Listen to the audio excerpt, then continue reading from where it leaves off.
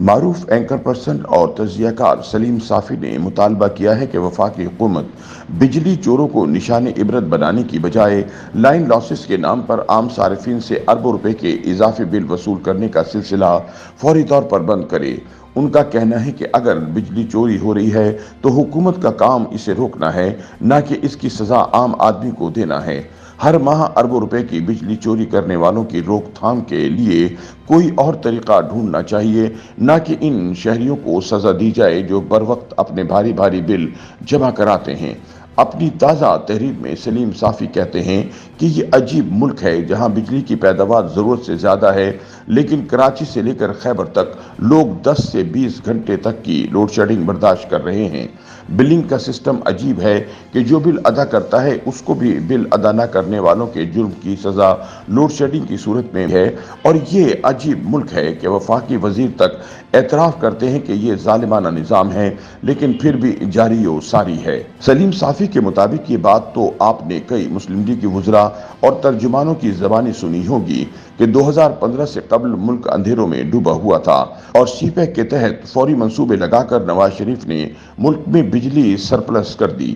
آج بھی وہ کہتے ہیں کہ بجلی سرپلس ہے، لیکن عید کے دنوں میں جبکہ لوگ لوڈ شیڈنگ کی وجہ سے گرمی میں جھلس رہے تھے، اس دن بھی حکومت کے پاس سرپلس بجلی موجود تھی، تاہم اپنی پالیسی کے تحت اسے سپلائی نہیں کی جا رہی تھی۔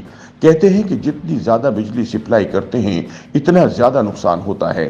سوال ہے کہ یہ معمہ کیا ہے کہ بجلی ضرورت سے زیادہ موجود ہے، لیکن پھر بھی بعض جگہوں پر 20-20 گھنٹے کی لوڈ شیڈنگ ہو رہی ہے۔ سلیم صافی بتاتے ہیں کہ دراصل پاکستان میں بجلی کی ترسیل کا نظام مختلف کمپنیوں مثلا ایسکو، جیپکو، فیسکو، لیسکو، مپکو، قسکو، سپکو، ہیسکو اور کے الیکٹرک کے سپرد ہے۔ مسئلہ یہ ہے کہ ہر کمپنی کی حدود میں اربوں روپے کی بجلی چوری ہو رہی ہے۔ یہ چوری کہیں زیادہ کہیں کم ہے، لیکن کراچی سے خیبر تک یہ بیماری پھیلی ہوئی ہے۔ کچھ جگہوں پر تو حکومت ریٹ کی کمزوری کی وجہ سے چوری ہو رہی ہے، لیکن کچھ جگہوں پر وابڈا والوں کی ملی بھگت بھی اس کی وجہ ہے۔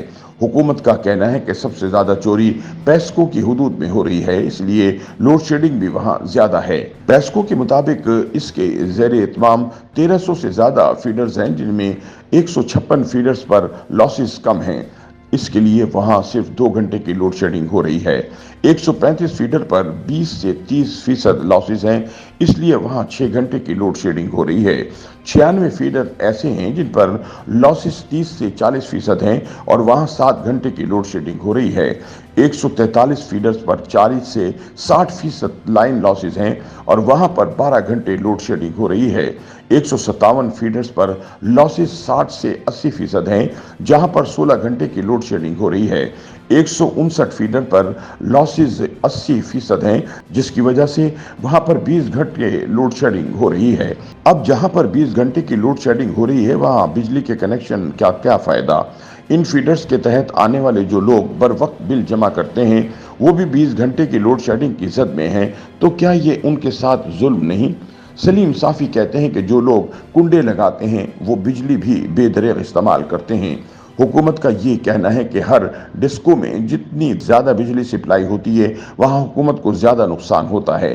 اس لیے یہ لوڈ شیڈنگ اس وجہ سے نہیں ہو رہی کہ بجلی کی کمی ہے، بلکہ اس لیے ہو رہی ہے کہ حکومت کے نقصان کو کم کیا جائے۔ چنانچہ اب حکومت نے بجلی کی سپلائی کی ان کمپنیوں کی نجکاری کا فیصلہ کیا ہے، لیکن اگر کراچی کے تجربے کو دیکھا جائے تو شاید نجکاری بھی اس کا مناسب حل نہیں ہے، کیونکہ لوگوں سے میٹرز لگوانے اور بجلی چوری روکنے کے لیے پولیس کی ضرورت ہوتی ہے، اور پولیس صوبائی حکومتوں کے زیر اہتمام ہے۔ اس لیے بہتر ہوگا کہ نجکاری کی بجائے ان کمپنیوں کو صوبے کے حوالے کیا جائے۔